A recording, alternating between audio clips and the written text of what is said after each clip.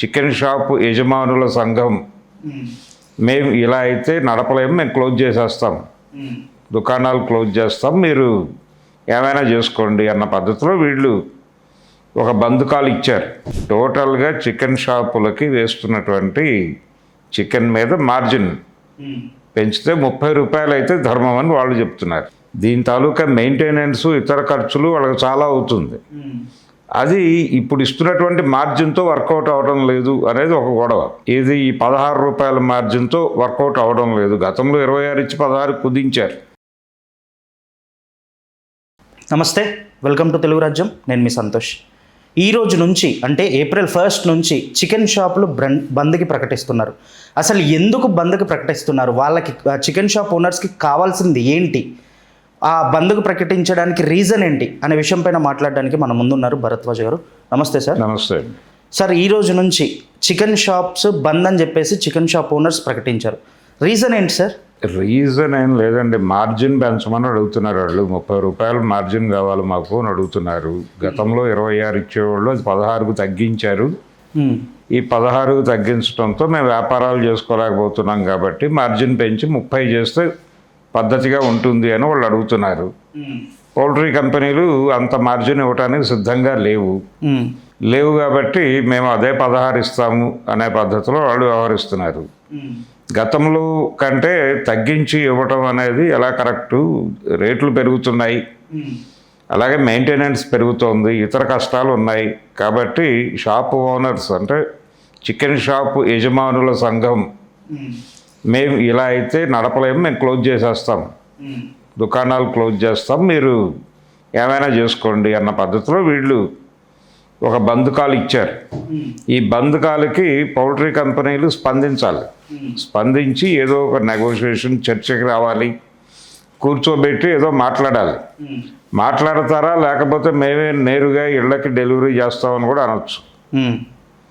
మేమే స్ట్రైట్ అవే ప్రతి పేటలోనూ మేమే కౌంటర్లు పెట్టుకుని మేమే అమ్ముకుంటామన్నా చేయగలిగింది ఏం లేదు.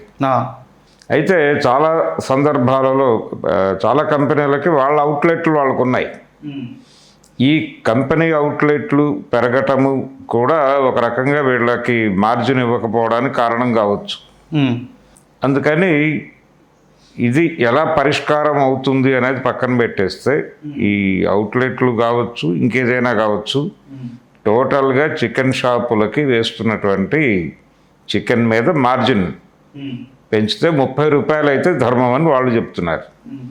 కనీసం 26, 27, 28 దగ్గర తెగినా సరిపోతుంది. 28 దగ్గర తెగాలన్నా 27 దగ్గర తెగాలన్నా వీళ్ళు కూర్చుని మాట్లాడుకోవాలి. ఆ మాట్లాడుకునే పరిస్థితికి వాళ్ళు వస్తారా అనేది అనుమానమే ప్రస్తుతానికి. అంటే సార్, ఇప్పుడు నార్మల్గా మనం చూసుకున్నట్టయితే చికెన్ రేట్ వచ్చేసి 350 అలా వెళ్ళింది. ఇప్పుడు వీళ్ళు అడిగే డిమాండ్కి ఇంకో 15 రూపీస్ పెంచితే 30 రూపీస్. అవును, ఆల్రెడీ ఇప్పుడు నడుస్తున్న రేట్లోనే ఇది కూడా ఇన్బిల్ట్ ఉంటుంది. ఓకే, ఆ ఇన్బిల్ట్ ఉన్నదే పెంచమని అడుగుతున్నారు వాళ్ళు. రేట్ అనేది దాంతో సంబంధం లేదు. ఓకే, ఎంత కమ్మినా కానీ వాళ్ళకి ఇచ్చే మార్జిన్ 30 రూపాయలు ఇవ్వాలి. ఇస్తే వాళ్ళు అమ్ముతారు, వాళ్ళకి వర్కౌట్ అవుతుంది. మెయింటెనెన్స్ రా చికెన్ వస్తుంది, అక్కడికి వచ్చిన తర్వాత అక్కడ మనిషిని పెట్టుకొని కస్టమర్కి కావలసిన పద్ధతిలో కొట్టి ఇవ్వాలి కదా. అవును. దీని తాలూకా మెయింటెనెన్స్ ఇతర ఖర్చులు వాళ్ళకి చాలా అవుతుంది. అది ఇప్పుడు ఇస్తున్నటువంటి మార్జిన్తో వర్కౌట్ అవ్వడం లేదు అనేది ఒక గొడవ. ఇది ఈ 16 రూపాయల మార్జిన్తో వర్కౌట్ అవ్వడం లేదు. గతంలో 26 ఇచ్చి 16 కుదించారు. అంటే బిజినెస్ పెరిగే కొద్దీ ఈ మార్జిన్ తగ్గించినా పర్లేదు అన్న పద్ధతిలో ఒక వైపు వెళ్ళి ఉండొచ్చు. కానీ ప్రస్తుతం అన్ని నిత్యావసర వస్తువుల ధరలు తగ్గాయి. కేవలం షాపుల మెయింటెనెన్స్ ఒకటే కాదు, బయట రోజువారీ జీవితం ఉంటుంది వీళ్ళకి. ఇంటికి వెళ్ళగానే వాళ్ళ జీవితాల్లో పెరిగినటువంటి ఖర్చులు అవి ఆదాయాన్ని పెంచుకోవాల్సిన అనివార్యతను కల్పిస్తాయి. ఎప్పుడైతే ఆదాయాన్ని పెంచుకోవాల్సిన అనివార్యత వస్తుందో తన ఇన్కమ్ సోర్స్ ఏమిటి అని చూసుకుంటాడు ఎవడైనా. చూసుకున్నప్పుడు అతనికి ఉన్న ఇన్కమ్ సోర్స్ ఆ చికెన్ షాప్. ఆ చికెన్ షాప్ మీద వస్తున్న మార్జిన్ తక్కువ ఉంది కాబట్టి పెంచండి, 30 రూపాయలు చేస్తే తప్ప బతకలేని పరిస్థితి ఉంది. ఇప్పుడు ప్రతిదీ రేట్లు పెరిగిపోయినాయి. ఇప్పుడు హోటల్కి వెళ్ళి టిఫిన్ చేస్తే గతంలో 20 రూపాయలకి 30 రూపాయలకి అమ్మిన ఇడ్లీలు ఇప్పుడు 50 రూపాయలకు అమ్ముతున్నారు. అవును. ఎందుకు అమ్ముతున్నారంటే యుద్ధము, దాని తాలూకా సెస్సు. యుద్ధం సెస్ అంటే అధికారికంగా లేదు, అది గ్యాస్ దొరకడం లేదు, మేము బ్లాక్లో కొంటున్నాం, పెట్రోలు, ఇవన్నీ రకరకాల గొడవలు ఉన్నాయి. అవును. ఇప్పుడు పౌల్ట్రీ కంపెనీల వాళ్ళు కూడా చర్చల్లో మొదట ఏం పడతారు, మాకు పెట్రోలు అంటే వీడు అక్కడి నుంచి పట్టుకొచ్చి డెలివరీ చేయాలి వీళ్ళకి, ఈ డెలివరీ ఛార్జెస్ పెరిగిపోయినాయి, పెట్రోల్ దొరకడం లేదు అని చెప్పి వాళ్ళ కష్టాలు వాళ్ళు చెప్తారు. కాబట్టి ఇన్ని కష్టాల మధ్య మేము మీకు చికెన్ ఇస్తుంటే మీరు అమ్ముకుని ఏదో 10 రూపాయలు చేసుకుని బతకక పెంచమని డిమాండ్ చేసి షాపులు మూసేస్తామంటే అలాగా జనం ఏమైపోవాలి అని మాట్లాడతారు. ఇప్పుడు చాలా హోటళ్లలో ఐటమ్స్ తగ్గించేశారు, గతంలో ఉన్న మెనూ లేదు. చికెన్ ఐటమ్స్ కిందకేనా సార్ అది? నో, చికెన్ అని కాదు, ఏ ఐటమ్ అయినా వాళ్ళకి వండటానికి ఇబ్బంది కలిగించేటువంటి అంశాలన్నీ తీసేసి ఏవో కొన్ని రిస్క్ లేకుండా ఉండేది. ఇప్పుడు కరెంటు పొయ్యిలు వచ్చినాయి, వాటి మీద వండగలిగిన వరకు కొంతవరకు మేనేజ్ చేస్తున్నారు. అంతే తప్ప గతంలో లాంటి మెనూస్ చాలా చోట్ల లేవు. ఈవెన్ మన ప్రెస్ క్లబ్లో కూడా గతంలో లాగా బిర్యానీలు అవి లేవు. అవి ఉంటే చాలామంది వచ్చేసి పార్సిల్స్ తీసుకెళ్ళేవాళ్ళు. ఇప్పుడు ఆ పరిస్థితి లేదు. కాబట్టి ఆ కష్టం ఉంది, ఆల్రెడీ సమస్య ఉంది మార్కెట్లో. ఆ సమస్య ఉంది కాబట్టి ఈ పెరిగిన ధరలు, అన్నిటి ధరలు పెంచారు, ఒకటి కాదు. యుద్ధ ప్రభావం అనేది మన జీవితాల మీద చాలా ప్రభావం చూపిస్తోంది.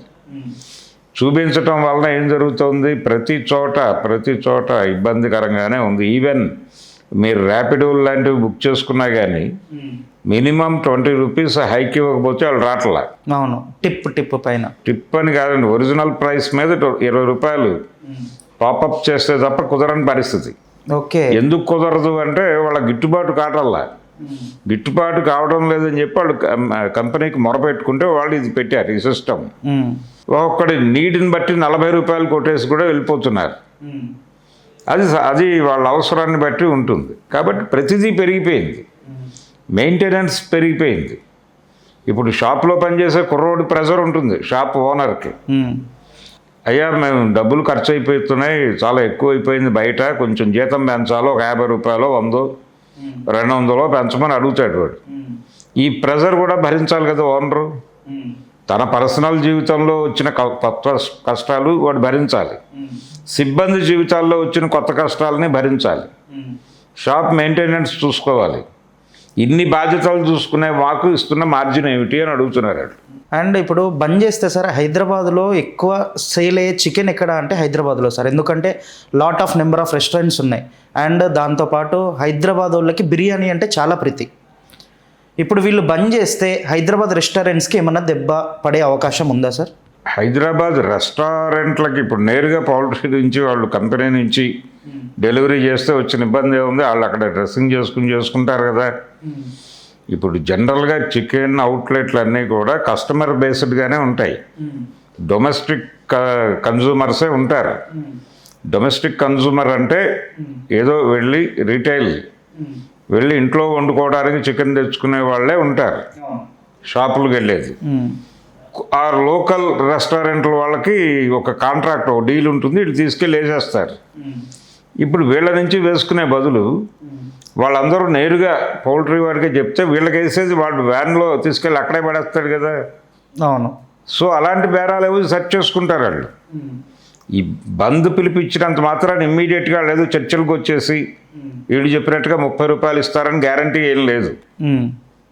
కూర్చోబెట్టి మేము కస్టమర్లను మేము డిజైన్ చేసుకుంటాం, మేము కస్టమర్ నెట్వర్క్ బిల్డ్ చేసేసి మేము వాళ్ళకి డెలివరీ సిస్టమ్ డెవలప్ చేసుకుంటే మీ పరిస్థితి ఏంటి అంటే దెబ్బతినేది ఎవరప్పుడు? షాప్లోళ్ళు కాదు, ఇండివిజువల్ కస్టమర్స్ ఉంటారు కదా. వచ్చి షాప్కి వెళ్ళి 1 కిలో చికెన్ తీసుకెళ్ళి వండుకు తినే బ్యాచ్ ఉంటుంది కదా. ఈ డొమెస్టిక్ కన్జ్యూమర్స్ ఇబ్బంది పడతారు. కాబట్టి వాళ్ళని వదిలిపెట్టేయకూడదు, వాళ్ళు కూడా అవసరమే. హోటల్లో ఒకటే కాదు కదా, వీళ్ళు అవసరమే. ప్రతి ఇంటికి నువ్వు నెట్వర్క్ పెట్టుకుంటావా? పెట్టుకోలేరు. ఇప్పుడు రకరకాల కొరియర్ కంపెనీలు వచ్చినాయి, జప్టోలు ఇలాంటివి. అలాంటి వాటితో టైఅప్ అయి మీరు అక్కడి నుంచి డెలివరీ చేయగలరా? డోర్ టు డోర్ డెలివరీ చేయగలిగిన సమర్థత, ఆ నెట్వర్క్ మీకు ఉందా? పౌల్ట్రీ కంపెనీలకి పౌల్ట్రీ కంపెనీ ఒక్కటి కాదు కదా, అన్నీ కలిసి ఒక సిండికేట్ అది. మ్మ్. కాబట్టి ఒక్కొక్క చోటకి ఒక్కొక్క ఏరియా నుంచి వస్తుంది. వీటిని ఛానలైజ్ చేసేటువంటి మెకానిజము, నెట్వర్క్, ఆలోచన ఇప్పటివరకు లేదు. మ్మ్. భవిష్యత్తులో డెవలప్ చేస్తారనే గ్యారంటీలు కూడా లేవు. కాబట్టి వాళ్ళకున్న ఏకైక మార్గం అంటే డొమెస్టిక్ కన్జ్యూమర్ని అడ్రస్ చేయడానికి, అతని నీడ్స్ తీర్చడానికి వీళ్ళకున్న ఏకైక అవకాశం ఈ రిటైల్ కౌంటర్లే. మ్మ్. కాబట్టి రిటైల్ కౌంటర్లు ఉండటం అనేది వాళ్ళకి అవసరం. ఈ అవసరాన్ని గుర్తెరిగి వీళ్ళు ఇప్పుడు అడుగుతున్నారు, మేము ఆ నీడ్ సర్వ్ చేస్తున్నాం కానీ మా జీవితాల్లో కొత్త కష్టాలు అనేకం వచ్చినాయి, కాబట్టి మాకు 30 రూపాయలు చేయండి అంటున్నారు వాళ్ళు. ఈ 30 రూపాయలు కాకపోవచ్చు కానీ మరి 16 కాకుండా దాన్ని పెంచి ఏదో గౌరవప్రదమైన 25, 26. 26 ఆల్రెడీ గతంలో ఉంది, అది తగ్గింది. ఓకే. పెంచమని అడుగుతున్నారు వాళ్ళు. ఆ పెంచడానికి సంబంధించి ఒక ప్రాపర్ డెసిషన్ తీసుకుని 2 రూపాయలు తక్కువ 28 దగ్గర ఎక్కడో సెటిల్ అవుతుంది. మ్మ్. ఆ సెటిల్ అయ్యే వరకు కొంచెం డొమెస్టిక్ కస్టమర్లు ఇబ్బంది పడతారు. ఆల్రెడీ ఇబ్బందులకు అలవాటు పడిపోయారు వాళ్ళు. ఎందుకంటే middle class, lower middle class, అంతకంటే దిగువ తరగతుల వాళ్ళు ఏదైనా తినడానికి సరదాగా బయటకు వెళ్తే వాళ్ళు తినాలనుకున్న అంటే ఇంట్లో వండుకునేవి ఎలాగో వండుకుంటారు. ఎప్పుడైనా బయటకు వెళ్ళి ఏదైనా తిందాం అనుకుంటే బయట దొరకని పరిస్థితి ఉంది. అలాగే ఎక్కడికైనా వెళ్దామనుకుంటే వాళ్ళకి అన్ని రకాల ఇబ్బందులు, పెట్రోలు అంత ఈజీగా దొరకటం లేదు, గ్యాసు అంత ఈజీగా దొరకటం లేదు. సో ఈ కష్టాల్లో మొత్తం ప్రపంచం అంతా ఉంది. ఇదో కొత్త కష్టం. సరే చికెన్ వండుకోవద్దులే 4 రోజులు అనుకుంటారు అంతే. మ్మ్. కానీ వీళ్ళని కోల్పోవడం అనేది పౌల్ట్రీ కంపెనీలకి ఇబ్బంది. అందుకని డెఫినెట్గా ఇది సెటిల్ అవుతుంది ఇష్యూ. ఏ రేటుకి సెటిల్ అవుతుంది అనేది చూడాలి. Thank you sir, thank you so much. Thank you. Hello, Telugu రాజ్యం ఛానల్ చూస్తున్నారా? సామాజిక, రాజకీయ, జీవన చిత్రణే తెలుగు రాజ్యం. అతిశయోక్తులు, అసత్యాలు ఉండవు. రాజకీయ కోణం కాదు, ప్రజా కోణమే కొలబద్ద. తెలుగు రాజ్యం వీక్షణ మీ ఉత్తమ అభిరుచికి నిదర్శనం.